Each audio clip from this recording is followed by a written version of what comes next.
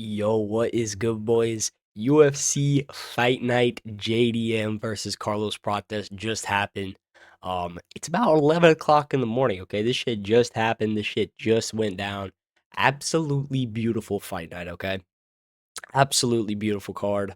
I only watched the main card because I'm not gonna lie, I was not waking up at 4 a.m. for the prelims. I'm not gonna lie. All right. So we're gonna be going over the main card. We're gonna be giving my recap and my reaction. We went 5-4-6. Okay. I'm very pleased with that. Um Beautiful card. I mean, this got me fired up for this Saturday, okay? Woke up bright and early, drove to the gas station, had to get a little energy drink in. And then came back and watched this beautiful fight night card. Yeah, but we're gonna get into the bottom of the card. We had Tai Tuivasa versus Louis Sutherland.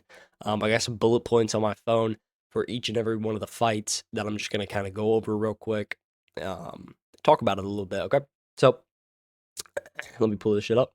Um, this was a classic stinker, okay? This was a classic heavyweight stinker. I'm not gonna lie. Round one, it was looking okay. Okay, it was looking okay. They were trading some shots. Luis Sutherland went for a takedown. Tai Tuivasa defended, and ended up landing an elbow against the cage, and then Luis Sutherland landed a fucking a spinning back elbow or whatever you call that, spinning elbow, and a pretty good knee to the head. Okay, to Tai Tuivasa. But I'm not gonna lie, this is gonna be the quickest one we're gonna go over because not shit happened from that point forward, as we can see here. Total strikes for the first round. That was the best round. These are all ground and pound strikes, by the way. These are not significant strikes. Like if we look at the significant strikes here, first round we got 6-9. Second round 3-7. Third round 4-5. Okay, pretty stinker of a fight. Both were gassed out. Um, at the third round, which I said was gonna happen. Okay, this is what we get watching heavyweight UFC. Which I might take back that statement because once we get on to the next fight, you know what I'm saying? It's a little bit of a different case. But for this first fight, bit of a stinker. Like I said, good shots at the beginning of round one and stuff like that. But then other than that, it was a hug fest from Luis Sutherland. Kind of laid on top. Tai Tuivasa has absolutely zero cardio, so he pretty much laid there. He did have a few good scrambles. I don't even know if you really want to call it scrambles, more of rolling. He was just rolling, trying to get out of the way, trying to get out from under Luis Sutherland. But yeah, by far the worst fight on the main card. The rest of these were absolutely bangers. But yeah, pretty good win from Luis Sutherland. But just didn't really hold up to what I was hoping for, which was a Tai Tuivasa win. Will he ever win? I don't know. Will he get cut from the UFC? I don't know. Probably. But one thing I will say about Tai Tuivasa, this motherfucker has the most loyal fan base, dude. He will land a jab in a fight, and the crowd goes absolutely fucking nuts, dude. It's absolute cinema. I love watching Tai Tuivasa fight, especially in Australia. Motherfuckers go crazy for him. Um, when he landed that elbow, people started going nuts. It was crazy. But yeah, pretty good fight. Well, not pretty good fight, pretty boring fight, but pretty good dominant win from Luis Sutherland. Next up, we've got Shamil Gaziev versus Brando Perchich. I think that's how you say his name. I forget his name every time. Brando Perchich. Absolute cinema of a fight, dude. This is the heavyweight fight that I want to see, okay? I don't want to see none of that Tai Tuivasa, Luis Sutherland bullshit, okay? Let's get on to the real heavyweight fight of the night, okay? Fucking beautiful fight from Brando Perchich and Shamil Gaziev. Went back and forth a lot. What did I write down for this? Let's see. Um, yeah, the athleticism. Like I was talking about in the predictions, the athleticism of Brando Perchich was just a little bit too much for Shamil Gaziev. He actually has really good cardio. Brando Perchich does. He was putting out a lot of volume, as you can see here, on the strikes in round one. 89 significant strikes from Brando Perchich, 41 from Shamil Gaziev, and then 42 because he obviously knocked him out in round two. Beautiful knockout. Do they have a video of it? Was that the one that dropped him? This might have been the one that dropped him. I don't remember. But either way, beautiful fight. I was kind of driving while watching this, so I didn't really look at it too much. But all I know this was an absolute banger of a heavyweight fight. This is what I want to see in the heavyweight division. This is beautiful heavyweight fights right here. Okay, a lot of back and forth, a lot of volume from Brando Pacic. I'm excited to see what he does next. Beautiful KO in round 2. I don't remember if I picked him to win by round 2 KO. I might have picked him to win by decision, but either way, beautiful win. That was our first right pick of the card. Tied to Ivasa, obviously sold our. Could have gotten an A+ on this card, but you know, this fucking guy. Jesus Christ. Anyways, on to the next. We had Marwan Rahiki versus Ali Schmid, and pretty much went down. What went down is exactly what I said it was gonna go, or exactly the way I said it was gonna go down in my prediction video. I think the preparation of Rahiki just kind of outshined Ali Schmid here. Very, very good technical striking from Rahiki, and good pressure as well. Kept Ali Schmid on the back foot most of the time. And then lands. What did he land to knock him out, dude? I can't remember shit for shit. Do they have a picture of it? I don't remember, but it was a beautiful KO. Okay, I don't remember the exact punch, but here it is. Here it is. Lands that overhand right. Lands another one. Just fucking quick. I mean, this guy is quick, bro. You see the fucking. Did you see the goddamn speed of that uppercut after that second right hand? Take a look at this. Throws the jab, right hand. Jab, right hand, uppercut. Boom. Sleeps him. Fucking beautiful performance by Rahiki. And he's still undefeated, okay? This guy was a minus 800 favorite for a goddamn reason, all right? But like I said, the preparation for Ali Schmid, I just don't think it was there. Also, the pressure of him making his UFC debut.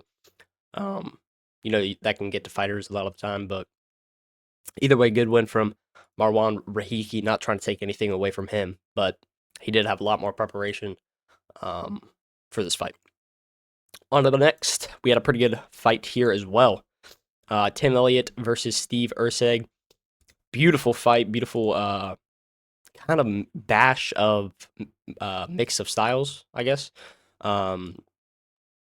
See if we can find. Yeah, I mean, take a look at this. Kind of looks like the Tony Ferguson photo a little bit. Beautiful win by Steve Erceg, and also a very good job from Tim Elliott. You know what I mean? Still keeping in there. He's 39. He's getting up there. Probably gonna retire soon. Probably needs to retire soon. Somebody said Darius just died. We'll get to that though. But yeah, good technical striking from Steve Erceg. Exactly how I said it was gonna go. I think I picked him by decision, and he gets it done by decision. Pretty dominant decision as well, as we can see here by the strikes. 136 to 90 for Steve Erceg. So yeah, a lot of volume. Tim Elliott did a good job. He did a good job though mixing it up. But like I said in the prediction video, it's kind of a clash between those two styles, technical or like sporadic, kind of like Tim Elliott. And the technical fighter won here. So good technical striking from Steve Erceg, gets himself a decision win. All right. On to the two best fights of the freaking card, okay? Our boy Quillen Salkeld gets it done in one again, okay? Beautiful performance by Quillen Salkeld. I was a little bit worried, okay? But he got dropped in round 1. I don't know if they show that. Probably not. Yeah, no, they didn't show that.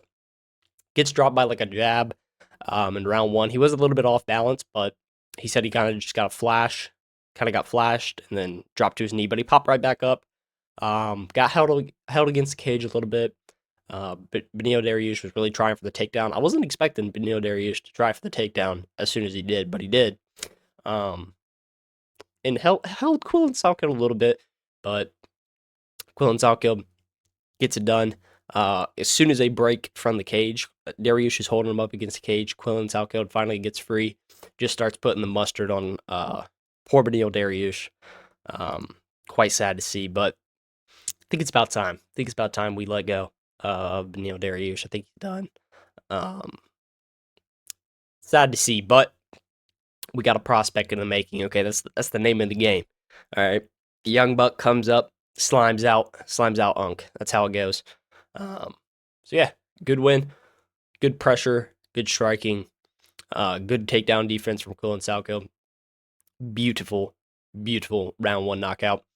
On to the main event now. Okay. So let me catch my breath here a little bit. I'm going a little bit fast. Okay. I'm all hyped up. This shit just happened. All right. We had JDM versus Carlos Prates. Let me get a drink real quick. Sorry. A little drink real quick. Um, Beautiful fight, man. This fight had me hyped up. The beginning of the fight, I don't know if they have a video here. I don't think they do. The beginning of the fight, boy, these boys were going at it a little bit. Okay, they were going at it before the fight started a little bit. All right, had to break them up a little bit. And in the beginning of round one, or pretty much the whole round one, it was a lot of back and forth. Okay, but one thing that made the difference here was the leg kicks. In round one at least was the leg kicks of Carlos Prates. Beautiful leg kicks. Um, starts hammering the leg with those leg kicks to JDM, and eventually drops him in round two at the end of the round two with a leg kick. And poor JDM, man. I feel so bad for him when he loses. He goes back to his stool at the end of round two, and just kind of goes, just just fucking, he's just fucking sick of it, dude. He did land a pretty good takedown in round one or two. I forget which one. Let's see here. It was round one. And he landed one in round two as well. I don't know what he was trying to do there. I think he was just trying to catch Carlos Prates off guard, kind of, because Carlos was obviously not expecting him to wrestle in this fight, but landed pretty good takedowns, but didn't really do much with him, unfortunately. I thought it was going to be closer than this. I'm not going to lie. This was a fucking crazy dominant performance by Carlos Prates. Mixed it up hella good. I don't know if I mentioned that in the prediction video, but he did an amazing job of mixing it up. He was landing nasty elbows, nasty fucking knees to the head, okay? Round one and two, I think, lands crazy knees to the head. So I think this was just a little bit of a there was a little bit too many components for JDM to deal with in this fight. The best we've ever seen Carlos Prates look as well. JDM, dude, tough motherfucker, tough little Australian fucker. Okay, dude, I love JDM. Hopefully, he gets back in there against somebody and gets a big win in his next fight. But it's time for Carlos Prates to get that title shot after we see Makhachev versus Ian Gary in August. I think whoever wins that fight, throw Carlos Prates in there for the title shot, obviously. He is now the number one contender in the welterweight division. Man, did that shit quick. Because I was a little bit hyped up. Okay, I was a little bit hyped up, so I did this pretty quick. But there was also a lot of round one knockouts. Round two knockout, round one knockout, round one knockout. Good ass card, man. Good ass fight night card. Wasn't too bad waking up early. Didn't wake up for the prelims. I was not waking up at 4 a.m., bro. You'll never catch me waking up at 4 a.m. But we made it to the main card, which was all that matters. Okay, some pretty good wins on the prelims, though. I guess we could talk about them a little bit. Good win by Junior Tafa. That's really the only highlight from the prelims that I seen. I'm not gonna lie, but overall, I'm gonna give this card a for the main card. I think we go 8.5, 9 out of 10. Okay? 8.5 or 9 out of 10 for this main card. The only stinker was Tai Tuivasa versus Luis Sutherland. But other than that, absolute banger fights, crazy finishes. And there's a lot of exciting fights to make for this or off this. We got Carlos Prates. We got another title challenger at welterweight. We got Quillen Salco. He's going to be moving up. He called out Gamrot. That would be a pretty good fight, I think. Definitely be a heavy grappling match, but overall good fight, I think that would be. It'd be a good step up for Quillen Salco. Mateus Gamrot's coming off a win, so yeah, I think we do that. Luis Sutherland, I don't really care what's next for him. He's a fucking fat blob. Fucking disgrace. Ruined the card. Anyways, Brando Prates, maybe your ranked opponent next. I don't know. But yeah, fucking beautiful heavyweight talent there. Marwan Rahiki, I think we definitely got to give him a ranked opponent next. Steve Urseg, I don't really know what's next for him. I would have to look at the flyweight division, but good win from Steve Urseg. Quillen Salkeld, like I said, and Carlos Prates for the title. And Quillen Salkeld for maybe that Mateus Gamrot fight.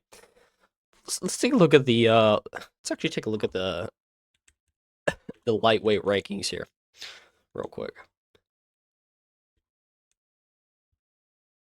God damn, fucking rubbing all up against the mic. Let's take a look at this real quick. I think we throw, if not Gamrot, I mean a Paddy Pimblett match would be absolutely insane, but obviously he's fighting Benoit Saint Denis, and all these guys in the top four, I think they're a little bit too advanced for him right now. Let's see, what was Benil? He was 12. I think, dude, honestly, if we want to make a banger fight, we see what happens. I don't know how quick Quillen Salko's trying to turn around, but fucking wait for the White House card. See if Mauricio Hofi wins. Throw him in there against Mauricio Rufy, dude. That would be a fight I would like to see. But yeah, overall good fight night. Like I said, 8.5, 9 out of 10. We went 5 for 6, and I think that's all. I think that's all I got. We got a fucking absolute heater next weekend. Chimaev versus Strickland. I mean, take a look at this fucking card, folks. We're going to be doing the early prelims, the prelims, and the main card for this next one. Absolutely stacked card for UFC 328, right? Yeah, UFC 328. Fucking excited for this. Fucking excited. Dude, Joshua Van's an underdog. He's coming in at a plus 155 underdog right now. We'll see how that goes. Minus 500 favorite for Hamzat, of course. Bobby Green coming in at a minus 310 favorite. Holy shit. But yeah, we're gonna do a prediction and breakdown video for that. Obviously, hopefully I can get a couple more videos out before that. You know, like Monday, Tuesday, Wednesday, Thursday. Maybe get another video out. Try to come up with something fun and entertaining for the channel. Okay. And then Thursday or Friday we'll get into that UFC 328 breakdown. I'm either gonna post this right now or I might wait till Sunday, tomorrow to post this recap. But either way, beautiful fight night card. I'm gonna quit the yapping, get off here, process this video or whatever, and post it. Okay. Peace.